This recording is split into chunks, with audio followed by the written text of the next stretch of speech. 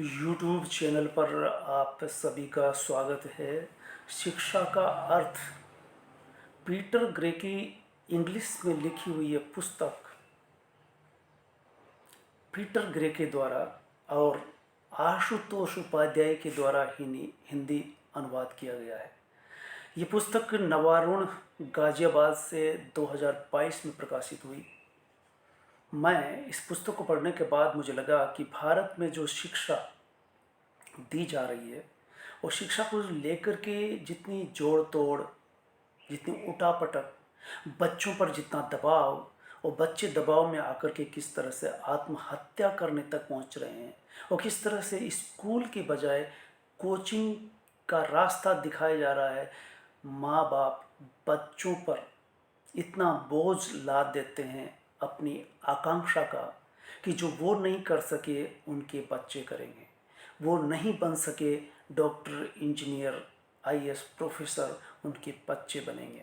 इस दबाव में उन्हें एक स्कूल से दूसरे स्कूल, दूसरे से तीसरे और यहाँ तक कि स्कूल छुड़ा करके डम्मी स्कूल में प्रवेश दे करके आप उन्हें कोचिंग करवाते हैं और कोचिंग में कई बच्चे अपनी यह लीला ख़त्म कर दे रहे हैं।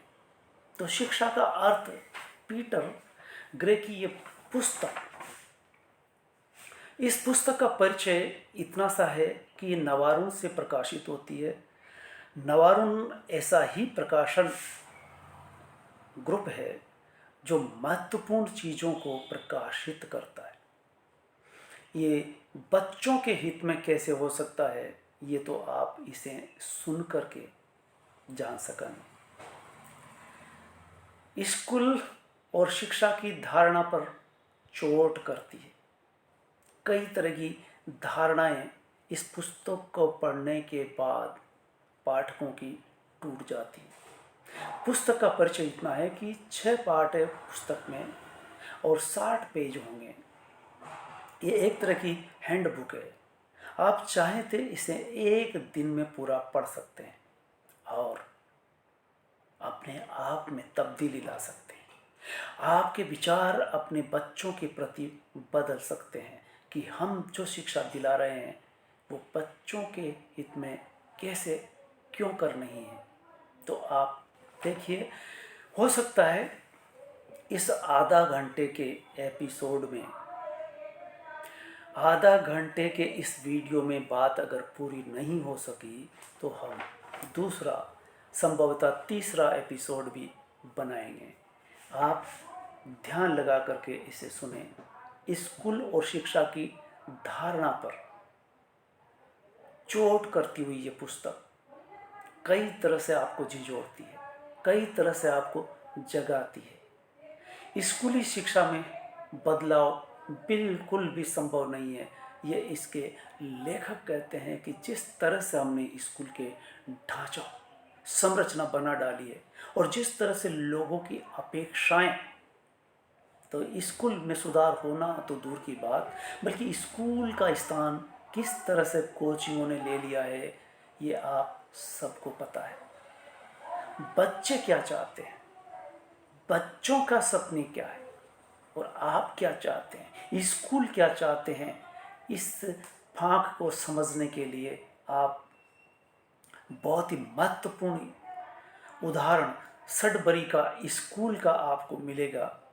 जो स्कूल की, सडबरी के स्कूल की जो अवधारणा है, उस अवधारणा को जान करके आपके पैरों तले की जमीन खिसक सकती है कि आपके भारत के स्कूल क्या पढ़ा रहे हैं, किस तरह से पढ़ा रहे हैं और सडबरी के स्कूल बच्चों को कैसे बना रहे हैं। इस पर आएंगे। पहले हम मोटी मोटी जानकारी साझा करते हैं इस पुस्तक के अंदर क्या है। स्कूल भेजने की एक खास वजह होती है और स्कूल जब बच्चे भेजे जाते हैं तो बच्चे ही जानते हैं कि उन पर क्या गुजरती है। उनको जबरन जबरदस्ती स्कूल भेजा जाता है। अगर स्कूल वैसे काम न करें जैसे वे करते हैं तो बच्चे लायक नहीं बन पाते। ऐसी एक धारणा पालकों ने, बच्चों के माँ बाप ने बना रखी है कि अगर स्कूल वैसे काम न करें जैसे वे करते हैं तो बच्चे लायक नहीं बन पाते। मतलब ये है कि बच्चे तभी लायक योग्य बन सकते हैं जब वो अच्छे स्कूल में पढ़ेंगे। तो ये धारणा आप इस पुस्तक को, इस छोटी सी पुस्तक को पढ़ने के बाद आसानी से समझ सकते हैं। इतिहास शिक्षा का कैसा रहा, इस पर हम गौर करेंगे। हजारों वर्षों तक बच्चे स्वनिर्देशित खोज विधियों से प्रशिक्षित होते रहे और वो स्वाभाविक प्रशिक्षण था। बल्कि यूँ कहें कि मनुष्य प्रजाति के इतिहास में स्कूल एक बहुत ही नई संस्था है। इसको बहुत ज़्यादा वर्ष नहीं हुए है, मुश्किल से 500-600 वर्ष। इससे पहले मनुष्य कैसे मनुष्य बनता था, और एक लंबी प्रक्रिया रही। हजारों वर्षों तक बच्चे स्वनिर्देशित खोज विधियों से अपना प्रशिक्षण लेते थे माँ बापों के द्वारा। खेती से पहले हमारे पूर्वज शिकारी रहे, शिकार से संग्रहण करते रहे। ये कहें कि एक संस्कृति थी घुमंतु, जो एक जगह से दूसरी जगह, दूसरी से तीसरी जगह, जहाँ भी उनको शिकार मिलता था वहाँ कुछ दिन के लिए डेरा डाल लेते हैं। जिस तरह से घुमक्कड़ एक प्रजाति होती है बंजारा, जो अपनी गाड़ियों में चलता है, कहीं ठहरता नहीं, गाड़ी ही उसका निवास घर होता है। गाड़ी के नीचे, चाहे बरसात हो, सर्दी हो, गर्मी हो, वो अपनी गाड़ी को ही घर मानता है। लोह पीटा और लोह पीट करके अपना गुजर बसर करता है। उनके बच्चे जो कुछ अपने माँ बाप को देखते हैं वैसा ही वो करते हैं और एक दिन वही बन जाते हैं। यही शिकारी जीवन पद्धति, शिकार जीवन शैली जिसे हम कह सकते हैं, उसमें बच्चे शिकारी जीवन पद्धति से शिक्षा की ज़रूरतें पूरी करते थे।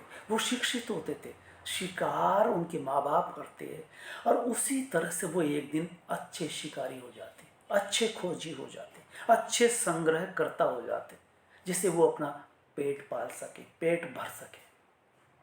पेट भरने के लिए उनको जद्दोजहद करनी पड़ती थी, दिन भर संघर्ष करना पड़ता था, शिकार के पीछे दौड़ना पड़ता था और यही उनकी शिक्षा पद्धति थी।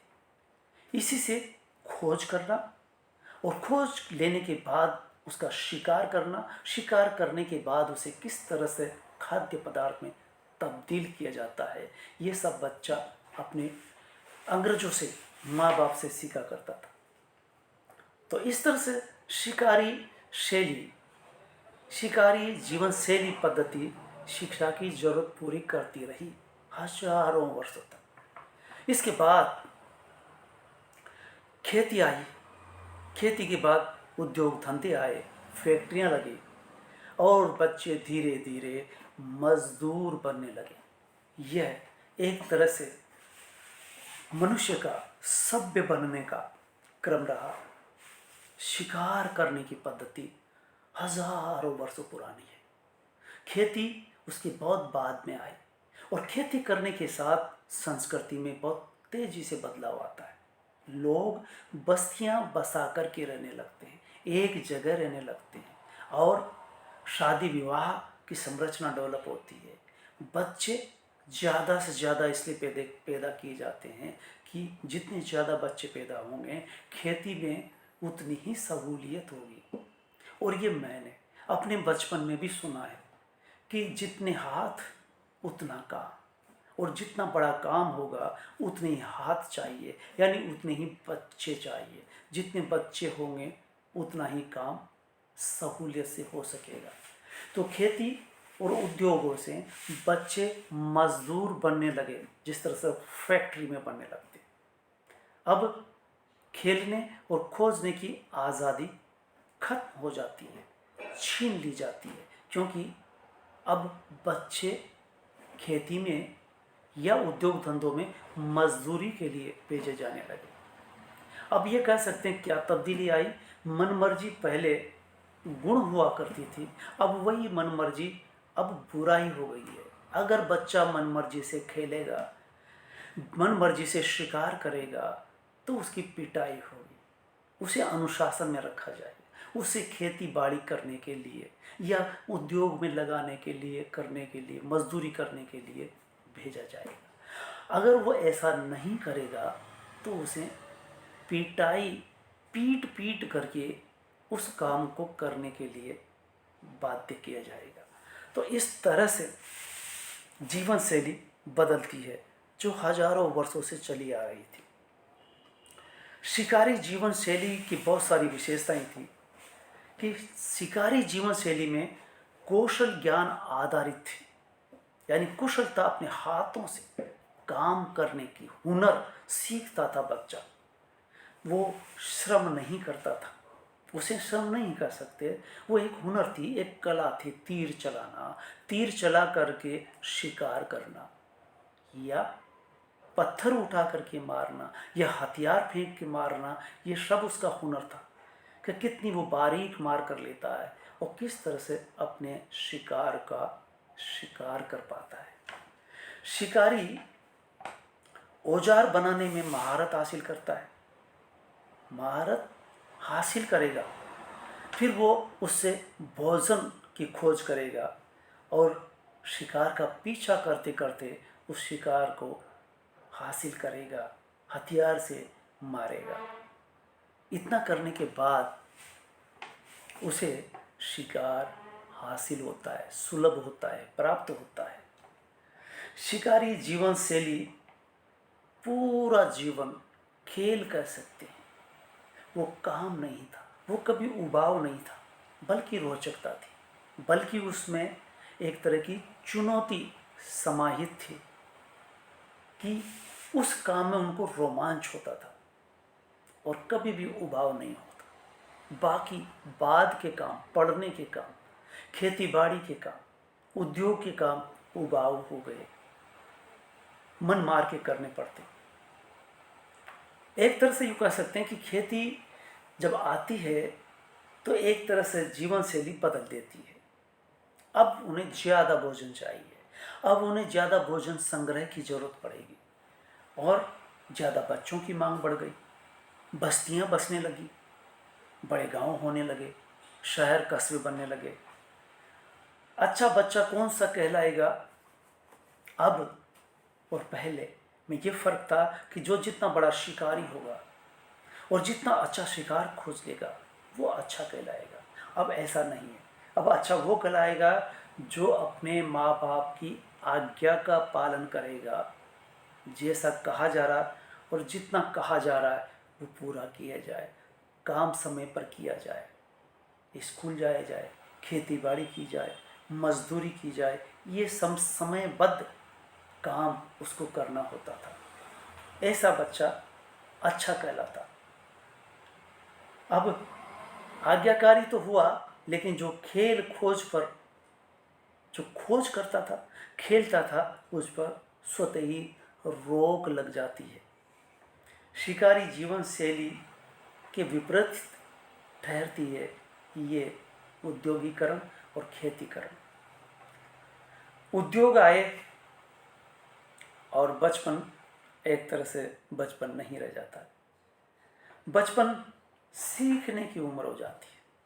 अब बच्चा सीखता है, सीखने के नाम पर स्कूल का प्रादुर्भाव होता है, स्कूल खोले जाते हैं, उन्हें कुछ खास हुनर जो विशेष है उसको करने के लिए स्कूल का प्रादुर्भाव किस तरह से हुआ।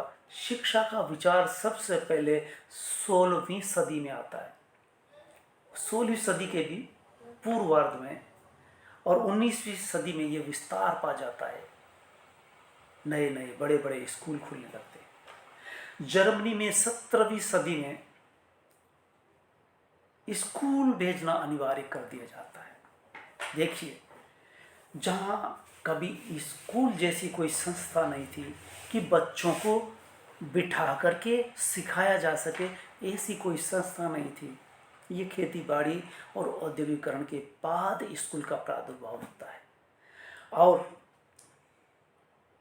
16वीं सदी के पूर्वार्ध में इनका प्रादुर्भाव हुआ और जर्मनी में 17वीं सदी में स्कूल भेजना तो अनिवार्य कर दिया जाता है। इन्हें सरकार नहीं चलाती। कौन चलाते हैं? एक खास चर्च जिसे लुथेरियाई चर्च कहते हैं, वो इन्हें संचालित करते हैं बड़े स्तर पर। और अमेरिका के मैसाचुसेट्स शहर में इसे फिर अनिवार्य कर दिया जाता है। यानी जर्मनी के बाद अमेरिका के इस खास शहर में शिक्षा को अनिवार्य करना, यानी बच्चों को स्कूल जाना अनिवार्य है। आप बच नहीं सकते। ईश्वर का डर, अब कई तरह के डर आ गए। यानी स्कूल आया, स्कूल में पढ़ने का पाबंदी आई, स्कूल जाने की उम्र तय हुई, और कई तरह के डर। बड़ों के प्रति आज्ञाकारिता होना जरूरी है। आज्ञाकारिता के पाठ भी इस शिक्षा में शामिल किए गए और ईश्वर को लेकर के कई प्रार्थनाएं की गई। और प्रार्थनाओं में ईश्वर एक तरह से बच्चों को डराता है।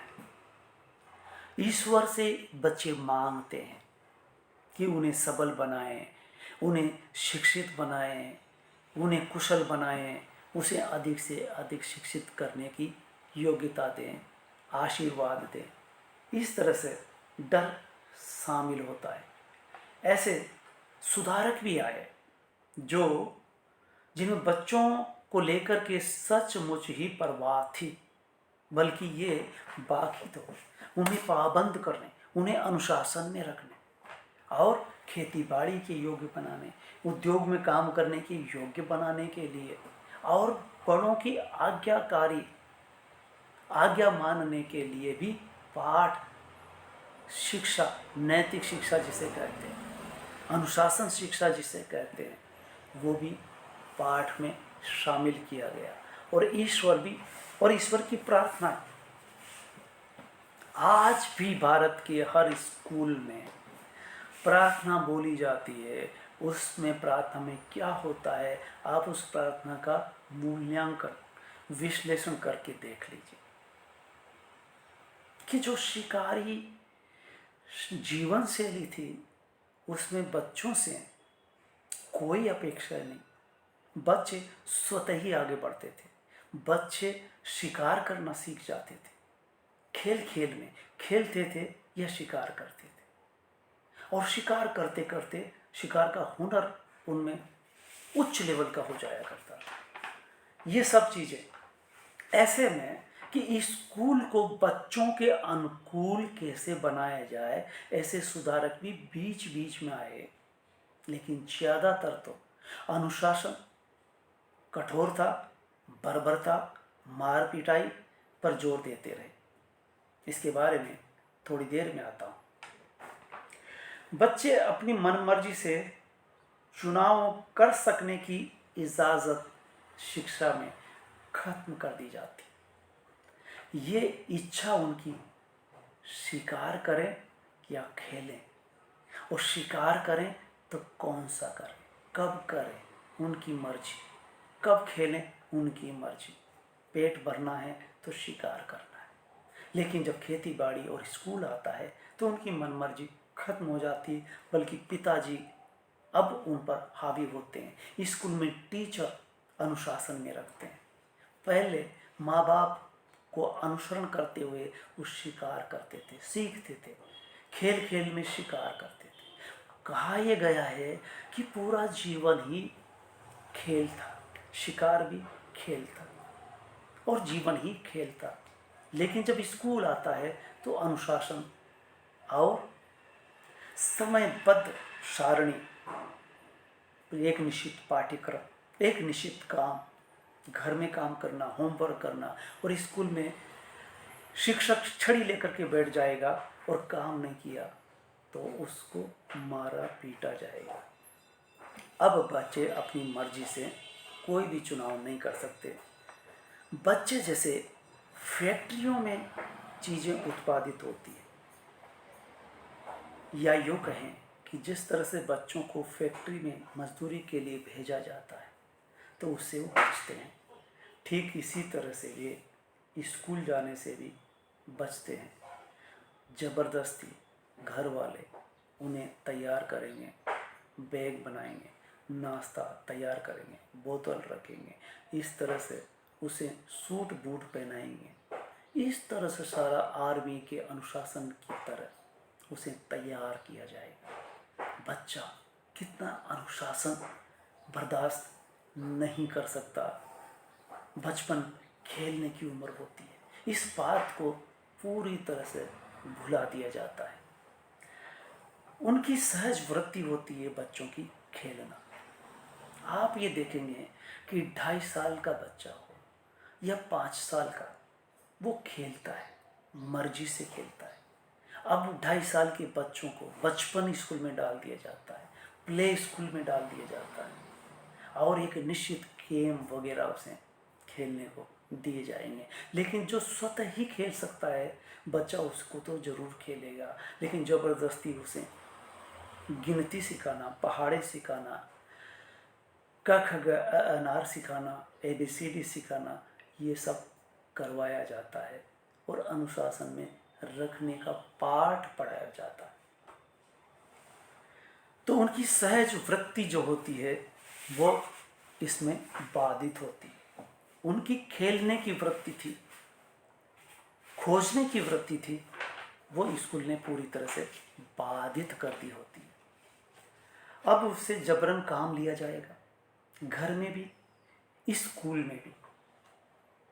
काम कराने जैसे स्कूल में अगर काम नहीं किया, स्कूल का काम नहीं किया, तो उसे सबसे पहले पिटाई के लिए तैयार हो जाना चाहिए। और पिटाई में कितनी बर्बरता, क्रूरता बरती जाएगी, ये मैं अपने बचपन के स्कूल की पढ़ाई को देख करके आज भी मेरे रोंगटे खड़े हो जाते हैं। अगर स्कूल के शिक्षक के द्वारा बताई गई कोई बात बच्चा नहीं बता पाता, गिनती, पहाड़े या अनाराम नहीं लिख पाता या नई क्रम से बोल पाता, तो जो बच्चा बोल देगा वो बाकी के बच्चों को झापट लगाता हुआ, पिटाई करता हुआ आगे बढ़ेगा। और अगर कोई नहीं बता पाए तो एक तरफ से बच्चों को खड़ा कर दिया जाएगा और कहेंगे हाथ आगे करो, और हाथ पर स्कूल का टीचर झमाझम छड़ी बरसाएगा, 1 2 3, और इतने जोर से कि मुझे आज भी याद है कि हाथ की उंगलियां लाल हो जाती थी, हथेली दर्द कर उठती थी। पूरी ताकत लगाकर शिक्षक उसको यूं करके मारेगा। हम समझ सकते हैं कि जेल के अंदर जो अपराधी होता है, जिस तरह से पुलिस आज बर्बरता बरतती है, तो मानवाधिकार लागू होता है। पिछले 10 15 20 साल में स्कूल के शिक्षक जो बच्चों को मारते हैं, उसे लेकर के अब रिपोर्टें दर्ज होती है और स्कूल के शिक्षक से सवाल जवाब किया जाता है। कईयों पर पुलिस रिपोर्ट हो जाती है। अभी भी इस तरह के वाक़ये हो जाते हैं कभी कभार, लेकिन उस वक़्त तो शिक्षक का एक राइट होता था कि वो बच्चों को पीटेगा ही। और माँ बाप भी स्कूल में आकर के शिक्षक से कह जाते कि गुरुजी इसको ऐसा पीटना, मेरी तरफ से किसी तरह का कोई एतराज़ नहीं आएगा, आप तो इसको पढ़ा दो पीट पीट के। जैसे कि घर वालों को भी पता था कि पिटने से ही बच्चा सीखेगा, और घर में भी अगर कोई गलती करता है बच्चा, तो घर वाले, माँ और बाप, बड़े भाई सब मिलकर के पीटेंगे। मोहल्ले वाला बड़ा बुजुर्ग अगर गलती करता हुआ कोई दिख गया तो उसकी पिटाई करेगा। पता चला कि आज से 50-60 साल पहले बच्चा आज़ादी से कुछ कर ही नहीं पाता था। अगर कोई करेगा तो वो पीटेगा। वो वही करे जो वो चाहते हैं, चाहे वो गलत चाहते हो, चाहे उनकी चाहत कुछ भी हो। लेकिन बच्चे की चाहत क्या, इसको नज़रअंदाज कर दिया जाता। एक शिक्षक का उदाहरण, शिक्षा के अर्थ, पीटर ग्रे की पुस्तक में एक उदाहरण दिया गया है कि एक शिक्षक 51 वर्ष में अपनी पूरी पिटाई, अपने द्वारा की गई बच्चों की पिटाई को दर्ज करते हैं कि उसने कितने हजार बार बच्चों की थप्पड़ लगाई, बच्चों को छड़ी से पीटा, बच्चों को बेंत से मारा, बच्चे के कितने मुक्के मारे। तो बताया जाता है कि हाथ से कितनी बार मारा, डंडे से कितनी बार मारा, बेंत से और छड़ से, मुक्कों से कितनी बार पीटा। इस तरह से कहने का मतलब ये कि उस समय स्कूल में बच्चों की सहज वृत्ति पर रोक लग गई। बच्चे पीट पीट करके सिखाए जाने लगते हैं जबरन। एक उदाहरण आता जॉर्ज बर्नार्ड का, कि उन्होंने कहा कि उनकी खेलने की आदत थी। इसी पुस्तक से उदाहरण है जॉन बर्नार्ड का, कि उनकी खेलने की आदत थी। सो वो खेलते ज़्यादा थे और पढ़ते कम थे। तो जब भी स्कूल के टीचर को वो पढ़ने के बजाय खेलते हुए नजर आते तो उसे खड़ा करके पिटाई कर दी जाती। जॉन बर्नार्ड कहते हैं कि मैं तब भी पिटता था जब मैं बात बता देता, लेकिन अगर कोई बच्चा नहीं बता पाता तो उसकी पिटाई भी मुझे इसलिए होती कि मैं चूंकि जानता हूँ और शिक्षा के बाद मेरा ही दायित्व था कि मैं उन बच्चों को पढ़ाऊँ लिखाऊँ। अगर बच्चे नहीं बता पाते तो उसका दंड भी शिक्षक मुझे ही देता। बाद में जॉन बर्नार्ड कहते हैं कि मुझे पता चला कि एक उद्दंड छात्र जानबूझ करके, जब मैं उसे पढ़ाता तो बता देता, लेकिन जब शिक्षक पूछता तो जानबूझ करके वो नहीं बताता, ये जान करके कि मुझे पिटाई होगी और मुझे पिटाई होने से उससे संतोष मिलेगा।